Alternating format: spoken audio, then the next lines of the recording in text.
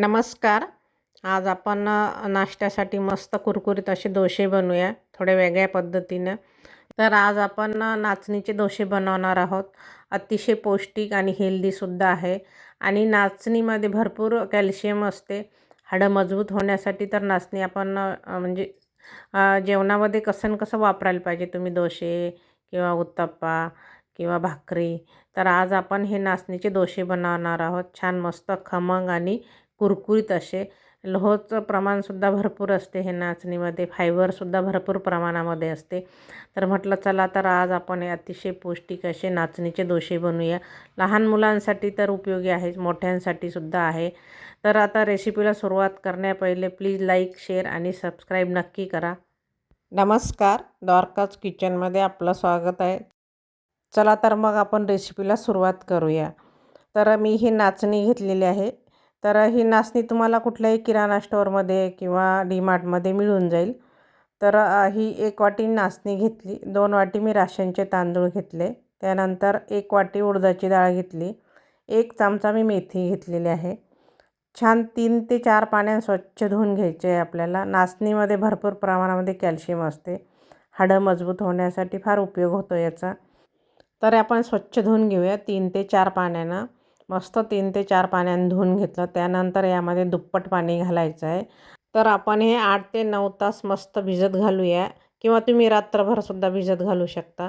कारण नाचणी भिजायला थोडा वेळ लागते. नाचणी जर चांगली भिजली तरच ती मिक्सरमधून बारीक निघते. 8 ते 9 तास झाले. बघू शकता तुम्ही मस्त आपले भिजल्या गेलेलं आहे.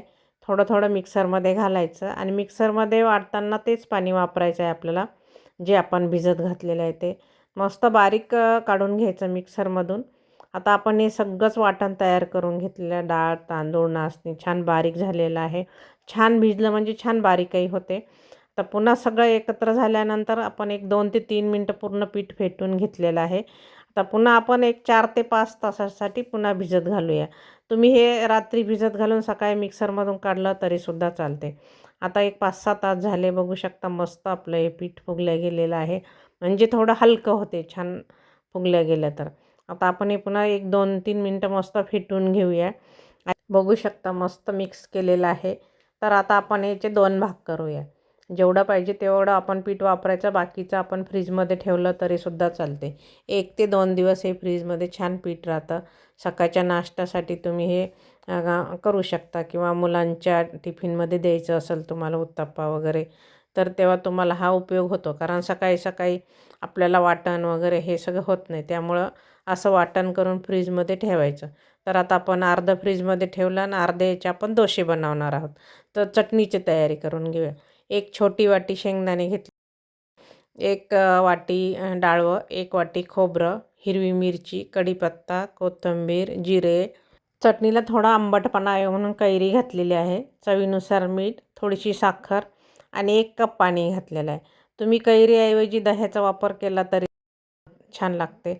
तर 1 कप पाणी घातलं. छान मिक्सरमधून चटणी तयार करून घेतलेली आहे. एका बाउलमध्ये काढून घेऊया आणि वरतून मी आधीच फोडणी तयार करून ठेवलेली आहे. जिरे, मोहरी, हिंग आणि कढीपत्ता. वरतून आपण ही फोडणी घालून घेऊया. मस्त आपली चटणी तयार झालेली आहे. बघू शकता. आता पीठ आहे अर्धं घेतलेलं, आपण त्यामध्ये मीठ घालूया चवीनुसार आणि पाव चमचा सोडा घालायचा. पुन्हा आपण हे सोडा घातल्यामुळं छान फेटून घ्यायचं आणि सोडा घातल्यामुळे छान जाळी येते आपण जे डोसे बनवतो त्याला. आता 1-2 मिनटं मस्त फेटून झालं. यामध्ये आपण पाणी घालूया. तर आधी मी अर्धा कप पाणी घातलं, छान फेटून घेतलं. त्यानंतर आणखी मी अर्धा कप पाणी घातलेलं आहे, म्हणजे आपल्याला मिश्रण थोडंसं पातळसर करायचं आहे. छान मिक्स करून घेतलेलं आहे, बघू शकता तुम्ही. तर एकीकडे मी तवा पण गरम करायला ठेवलेला आहे. तर कांदा काय करायचं, मधून 2 भाग करायचे आणि अर्धा भाग जो आहे त्यानं तेल लावून घ्यायचं, म्हणजे तेल छान लागल्या जातात तव्याला. तवा छान गरम करून घेतला, आधी गॅस मध्यम केला, मिश्रण छान पातळसर पसरून घेतलं. तुम्ही हवं त्या पद्धतीने करू शकता, जेवढा पातळ पाहिजे तसं त्याप्रमाणे. आपण मध्यम गॅसवरती 1 मिनिटभर झाकण ठेवूया. आता 1 मिनिट झालं, झाकण काढूया. थोडंसं तेल घालूया. तुम्ही तेल, तूप तुमच्या आवडीनुसार वापरू शकता. नाही घातलं तरी काय हरकत नाही. सुरुवातीला एकदाच तेल लावून घेतलं आणि त्यावरती डोसा घातला नंतर तेल वापरायची गरज नाही पडत. पण तुमच्या आवडीनुसार तुम्ही तेल तुपाचा वापर करू शकता. आता मस्त आपण 1 मिनिटभर झाकण ठेवलं, काढलं. सगळ्या बाजूने आपण तेल थोडंसं पसरवून घेतलं. आता सगळ्या साईडनं आधी कडा सैल करून घ्यायच्या आणि हे उलटून घ्यायचं. बघू शकता कलरही सुंदर आला आणि जाळी पण छान आलेली. तर मध्यम गॅसवरती मस्त कुरकुरीत आपला हा डोसा तयार होते.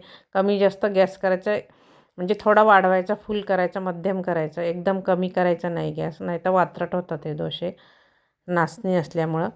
तर आता दुसरा पण तुम्हाला एक डोसा बनवून दाखवते, मस्त एकदम पातळसर जाळीदार. तर आता हे डोसे तयार झालेले आहे आपले, मस्त खमंग खुसखुशीत आणि अतिशय पौष्टिक असे.